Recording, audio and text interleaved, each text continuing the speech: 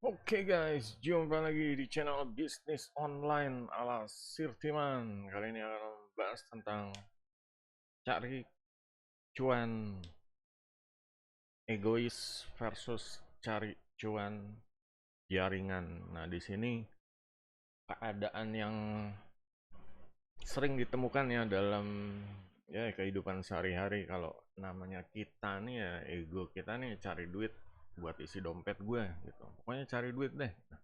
Cari duit cepet, kalau bisa yang cepet, kalau bisa yang gampang, maunya kan kayak gitu ya. Nah, disinilah permasalahannya. Permasalahannya adalah yang cepat dan gampang ini pasti akan banyak persaingan ya, eh, banyak saingan, kompetitor, banyak eh, apa sih, dapat duitnya tuh nggak mudah gitu. Emang caranya mudah, cuma dapat duitnya nggak mudah. Nggak mudah dalam artian tidak bisa besar gitu. Tidak bisa besar gitu. Contohnya kayak apa? Contohnya kayak ojol ya. Semua jadi ojol sekarang. Sarjana, lulus SD, SMP, SMA, semua jadi ojol. Yang masih kuliah pun jadi ojol. Nah, di sini permasalahannya adalah jadi zona ojol itu besar sekali gitu. Sedangkan kalau misalnya seorang sarjana ya, dulu Siriman pernah dengerin curhat temen ya sarjana, maksudnya masih kuliah ya, belum sarjana. Jadi perbandingannya adalah gua ngapain kuliah capek-capek ya kalau cuma cari duit gitu ya. Kalau jadi tukang ojek zaman dulu ya, dapat duit sehari 50.000, itu tahun 97-an deh, dapat duit 50.000 sebulan, dapat 1,5 juta. 1,5 juta tuh kayak apa ya, 3 kali lipat UMR mungkin ya. Nah, di sini namanya para mahasiswa ya, mereka kritis, mereka diskusi, kita ya sentimen juga. Jadi ngapain juga kuliah capek-capek mahasiswa, nah, gajinya mungkin ya UMR aja ya mungkin 700 ribuan lah ya, 700 ribuan, sedangkan jadi ojek 1,5 juta gitu. Ini jadi ojek sekalian, orang banyaknya milih ke arah situ. Apalagi sekarang zamannya ojol, itu mudah sekali jadi ojek ya, dapat job, tinggal buka HP dapat job gitu. Gimana nggak terlalu crowded ya. Kalau zaman dulu kan ojek itu ya paling sekitar mangkal ya, mereka mati-matian untuk menguasain pangkalan ojek. Ada gang pangkal duluan, yang mau datang ya harus ada syarat ini itu deh, kesepakatan bersama gitu. Nggak mudah jadi tukang ojek karena emang ya berbasis pangkalan, zona gitu. Kalau sekarang kan nggak ada aturan gitu. Semua ya lokasi terdekat, lokasi terdekat dari orang yang butuh boncengan ya, ojol, itu yang dikasih gitu. Jadi ojol mau di kota mana aja itu bisa gitu. Nah, di sini permasalahannya ya, kalau kita egois, kita pasti akan memilih cara yang mudah dan gampang, tapi ya, dampaknya ini, pendapatannya ini tidak mudah ya, tidak banyak gitu, karena akan ada persaingan, akan ada ya,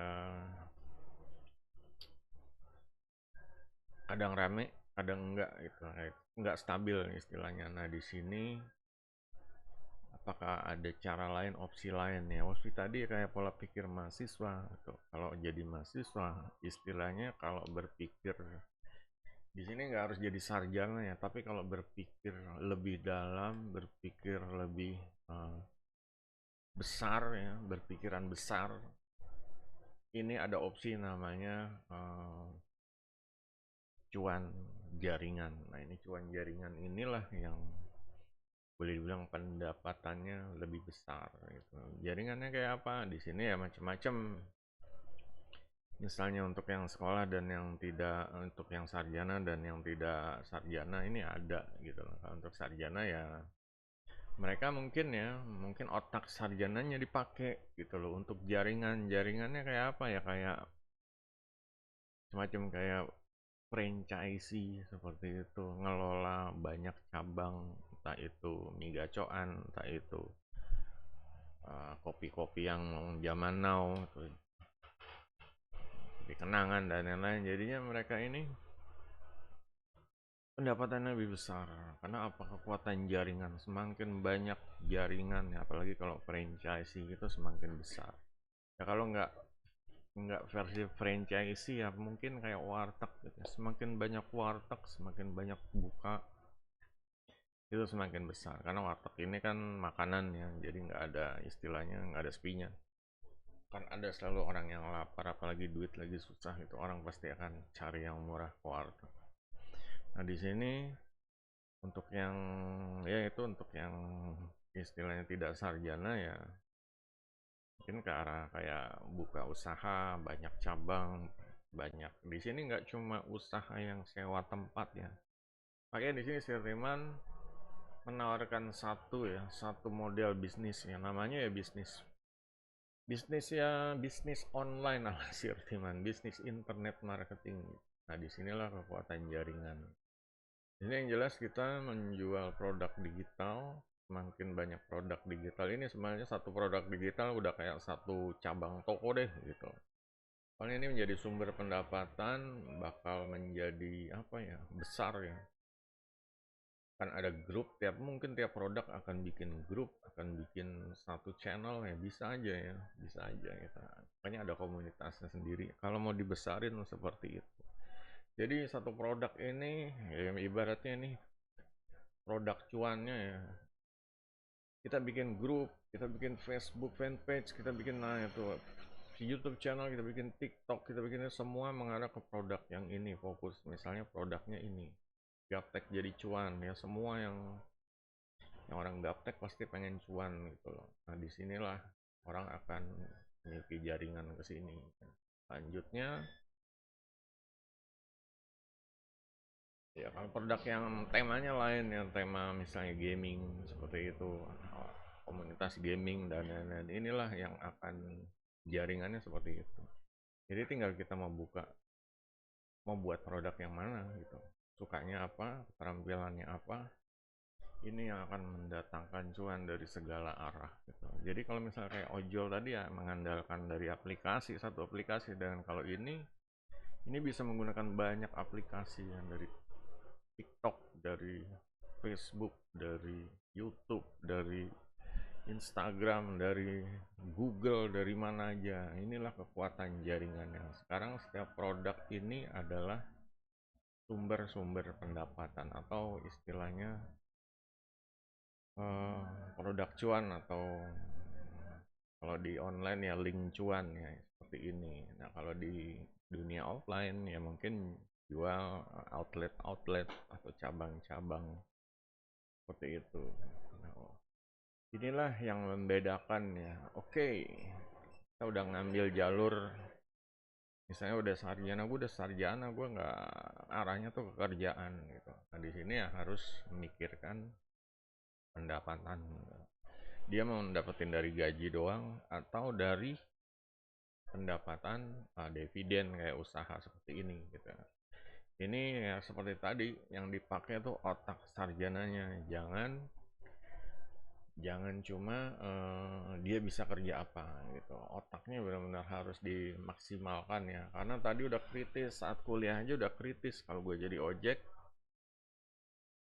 pendapatannya segini, kalau gue kuliah nanti sarjana pendapatannya segini tuh, setengah dari ojek. Nah ini kan kritis, setengah ini gue milih setengah ini gimana caranya biar berlipat ganda, kan kayak gitu. Jangan cuma milih, akhirnya ya udah gue keluar kuliah jadi ojek dapatnya segitu, 1,5 sebulan dulu ya, tapi akhir-akhirnya mentok ya karena persaingannya sengit, semakin banyak yang ngelamar ojol dan lain-lain. Nah inilah yang membedakan, kalau ngambil istilahnya manuver dulu gitu loh ya. Kalau misalnya tinju atau olahraga, ngepur dulu lah, ngalah dulu.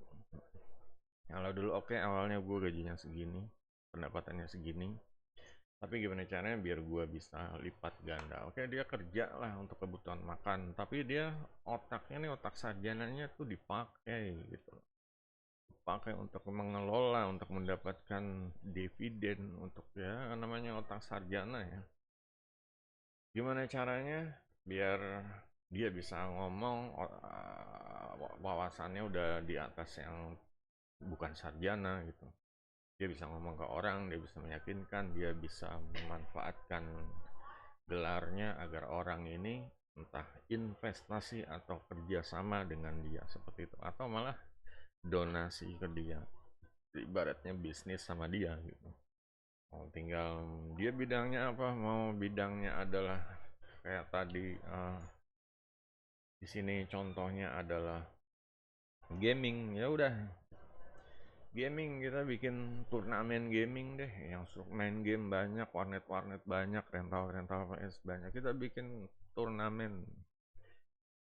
Kontak yang punya tempat usaha gaming itu, suruh buka pendaftaran, orang berdaftar ya, dia sementara kehidupan offline-nya dia kerja gitu, kerja entah di bank atau pegawai negeri gitu. Yang jelas otaknya dipakai buat mencari. Nah ini kalau dia hobinya itu dulu main game, ya, tergantung orang hobinya apa, memasak silahkan, mau jahit silahkan, apa hobinya itu bisa dimonetasi sesuai dengan ya bidangnya gitu. Bidangnya gaming, ya udah turnamen gaming. Kalau misalnya mancing, turnamen mancing kayak gitu.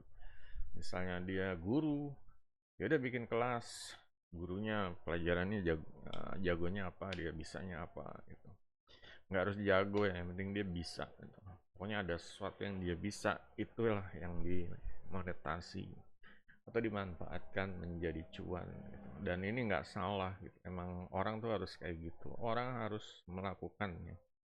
Soalnya kalau nggak melakukan ya nggak ngapa-ngapain. Kalau Siltiman nggak bikin produk digital konsisten seperti ini, ya gimana gitu loh. Cuma cuma scrolling sama nonton YouTube sama berita doang ya, ya nggak guna juga gitu loh. Bangsa nggak butuh, desa nggak butuh, keluarga juga nggak butuh. Di sini makanya perbedaannya seperti itu. Makanya sayang kalau yang udah sarjana kenapa milihnya jadi ojol gitu. Alasan butuh duit cepat, ya cuma dia ngorbanin masa depan yang lebih besar lagi gitu.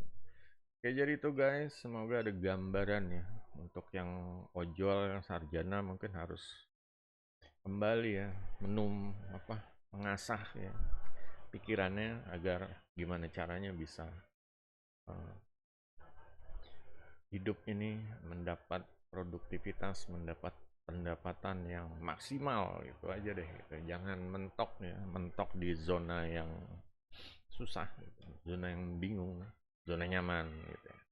Oke, jadi ini guys, kalau ada yang mau ditanya ya silahkan di kolom komentar, jangan lupa jempolnya. Sampai jumpa video berikutnya, goodbye.